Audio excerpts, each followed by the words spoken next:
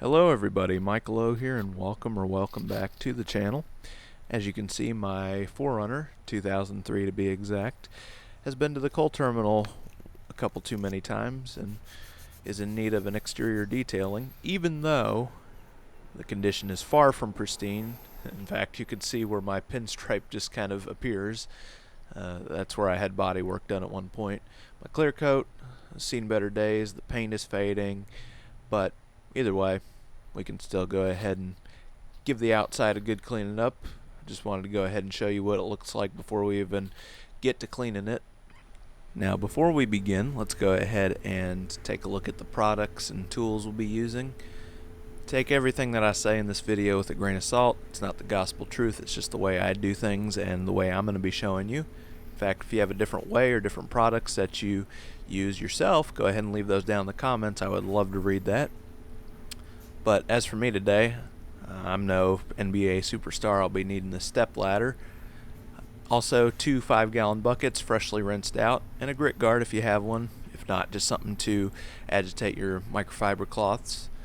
Also, you're going to want a detail brush, in this case a boar's hair one, and my tire brush also. These are both from detailgeekautocare.com, and I'm satisfied with the job that they do. Also have a drill brush on my impact, and some freshly charged batteries as well. This will be for the tires. Make sure you have that ready to go. Next up, you're going to want to have some microfiber cleaning cloths. These are just dime a dozen ones from Walmart. They don't have to be fancy. Just make sure you have a couple of those, and a microfiber wash mitt as well, and a special drying towel. This one's from the Chemical Guys with a higher pile and longer fibers. And then just a foam cannon I have on hand here from Amazon, nothing special. As for the products, I'll be using the Rain-X car wash. It's been treating me well lately, but I've been experimenting, so just use what's best for you. And then I have Detail Geek Mega Foam here for the foam cannon. You're going to want something that can foam up. And then I've been using Meguiar's Black Wheel Cleaner. These bring out the shine in my glossy black wheels. Last but not least, we have my electric Craftsman pressure washer. This is the 2400 PSI model, and I wouldn't go too much higher than that in the PSI so as not to damage the paint on your vehicle. Do not use the turbo nozzle, and also we're not going to be needing the soap nozzle because we have the foam cannon. The soap reservoir tank will remain empty today. We won't be using it. I'll be using the 15 and 25 degree wand tips for the pre-rinse and the 40 degree to rinse off the soap later. Just remember, the lower the number, the higher the concentration of the flow. Before we begin, let's go ahead and bleed out all of the air in the system. Start off by stretching out the hose as much as you can. Get all the tangles and kinks out of the line. Next up, turn on the water hose and the power and pull the trigger, hold it. You'll be able to see the air bubbles come out, and then they should work themselves out. Now you can go ahead and put on the tip of your choice onto the wand, in my case the 25 degree tip, and before you aim it at the vehicle, point it at something else or just out in open space to make sure that it's on there securely. At this time you can start the pre-wash rinse. In just a few moments I'm going to stop speaking so that way you can enjoy and watch as I blast the filth off this vehicle. But note that a good rule of thumb in detailing is to work with gravity, work your way from the top down to the bottom. Go ahead and spray off everything, including the wheel wells, but leave the wheels for now. We'll get to that in a little bit.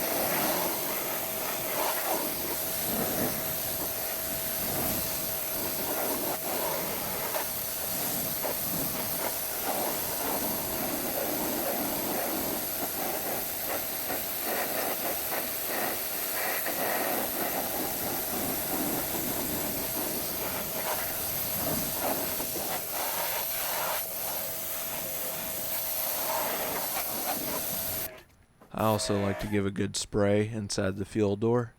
Just keep in mind that there is a drain at the bottom of this area, so if you see a steady drip after you spray it out, steady drip near the rear mud flap behind the tire, that means that drain's working properly.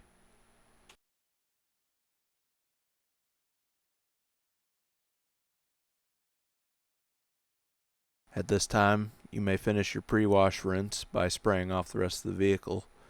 In just a few moments, we will begin cleaning the wheels, but before we do, I wanted to make a note of something that I neglected to get on camera. You will need to fill up one of your 5-gallon buckets with only water, no soap. That'll just be so you can rinse off your brushes when you're cleaning your wheels.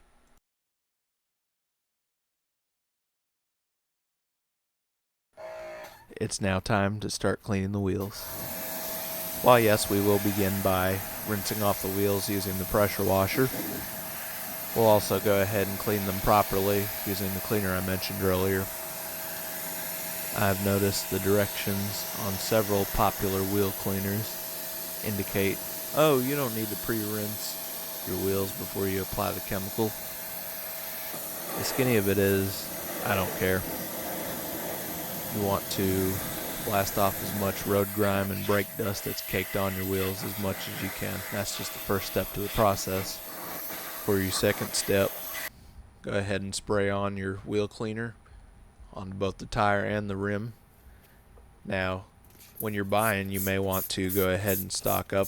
It's in your interest to be generous with the amount that you use and give it a minute to soak in and really start to work away at the road grime that's left on the wheel.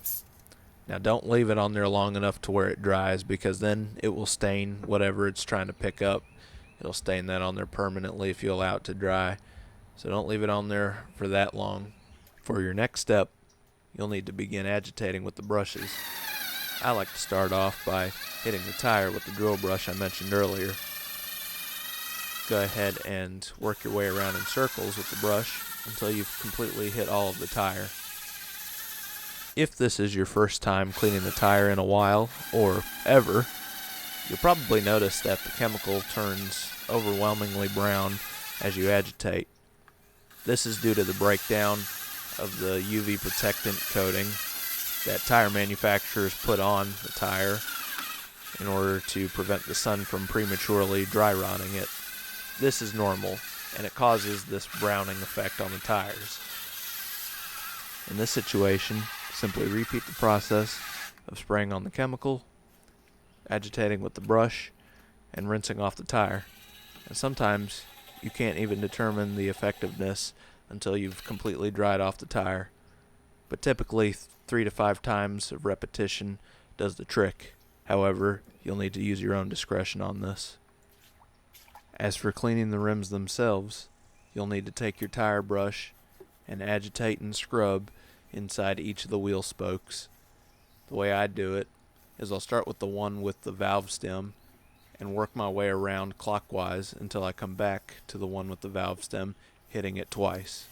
The reason I put so much attention and care into that specific wheel spoke to do it twice is because all the grime that's inside that wheel spoke will be blocked from my scrubbing by the valve stem, so it takes a little bit of extra effort to get it out.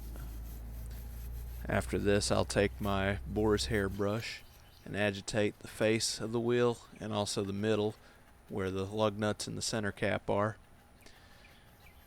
If you're like me and you have a wheel lock as one of your lug nuts, then you can use that just like we did with the valve stem earlier and start off by agitating it and then working your way around clockwise until you come back to it. After this is done, go ahead and rinse off all 3 of your brushes.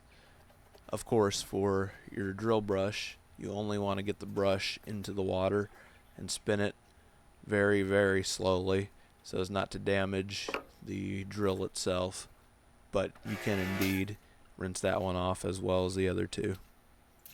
Now that we have brushed and agitated the entire wheel, we can now go ahead and rinse off the solution.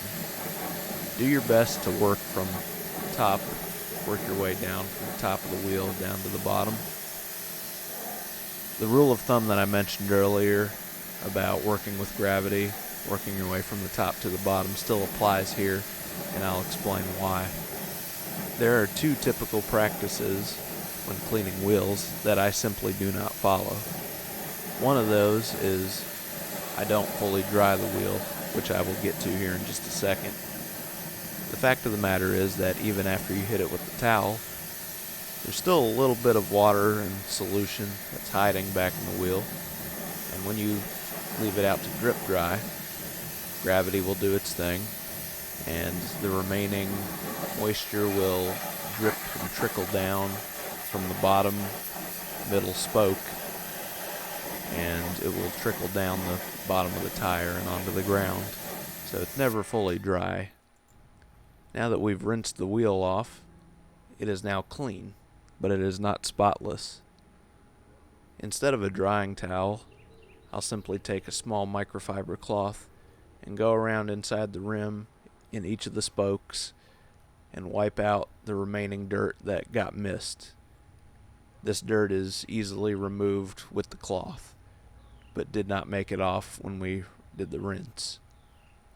In so doing, this will partially dry the rim. Don't even bother touching the tire itself with the cloth. Just focus on the rim itself and getting that wiped off.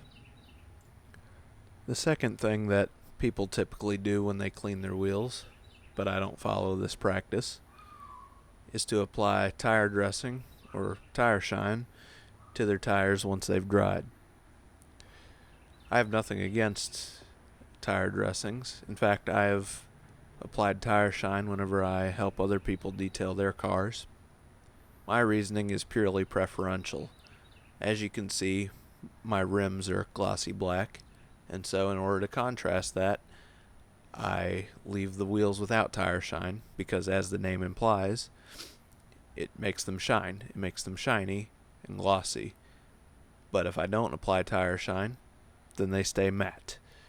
And that's a nice contrasty look, in my opinion, to the glossy black rims. This is just the filth from my wheels. Dump your bucket, rinse it out, and fill both buckets with fresh, clean water before you wash the rest of the car. Let's do some prep before we begin washing. Start off by filling up your foam cannon about 90-95% of the way with water. Then add some soap on top. You don't really need too much soap, just a couple ounces. I probably should be more scientific with my measurements, but either way, we're using my Detail Geek Mega Foam here. You just want something that will create some nice suds on the car when you spray it on. As you can see, I'm not pouring that much in, and it dilutes right together. Just use some discretion here. If your car is dirtier and needs more scrubbing, use more soap. If your car has been washed recently and doesn't need as much scrubbing, you can use a little less. Put your lid on and begin. You want to do more of a stirring motion. Everybody wants to shake it up and get bubbles inside the foam cannon, but in reality, you want the bubbles to be sprayed onto the car. So you don't really need to shake it, just a nice little stir to mix it. Those of you who have any familiarity with detailing will know exactly what I'm fixing to start talking about. But for those of you who don't, let me explain. This will be what is known as the two-bucket method. The bucket on the left will have soapy water. The bucket on the right, which has my makeshift grit guard, will just have regular water. We're going to add some of my Rain-X car wash soap to the left bucket. Once again, we're not getting very scientific with the amount I'm using. Just use as much soap as you think you need, rather than stirring or shaking up the bucket with the soapy water. I'll just briefly spray the pressure washer in, and you'll see that it foams up immediately. While I'm spraying the foam cannon onto the car, which we'll get to in just a minute, I'm going to let the wash mitt sit in the soapy water bucket, so that way it can soak in all the suds. Now, the moment you've all been waiting for. One of the most satisfying parts to watch is to spray the foam cannon onto the car. Once again, using the rule of thumb, starting with the roof and the windshield and hood, and working our way down from top to bottom. What this will be doing is getting a nice layer of suds onto the vehicle in doing what's called a touchless wash. This will loosen up any of the looser dirt that's on the vehicle, and it will use gravity. You'll notice the suds begin to run down. That will loosen and pull the dirt down, and then whatever doesn't come up we will get to here in just a little bit using the wash mitt and the 2-bucket method.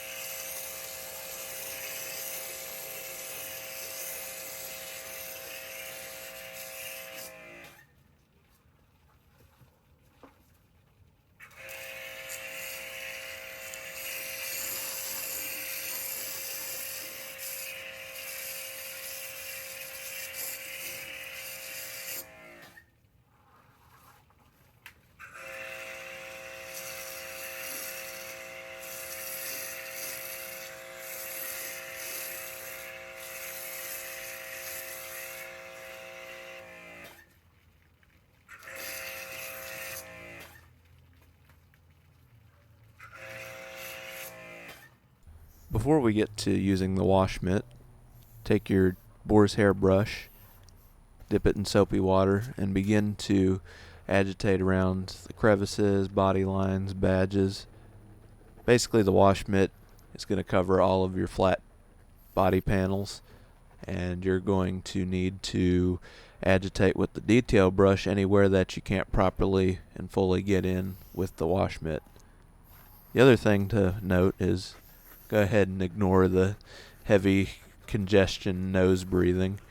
This was recorded in late December, I believe actually on Christmas Eve, so it wasn't exactly warm out, and let's just say that day was a bit of a struggle.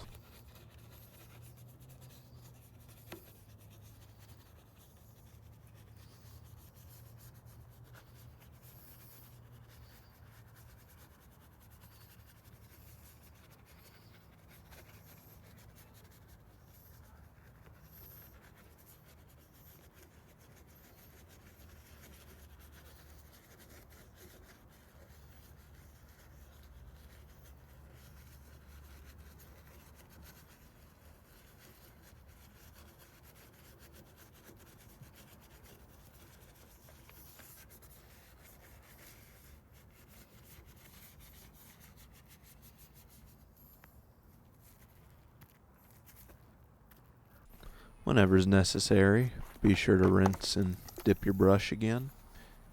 And make sure you take the opportunity to agitate inside the fuel door area. If you haven't cleaned this at all recently, and there's sure to be some gunk in there waiting for you. It'll look a lot better once you get it cleaned up.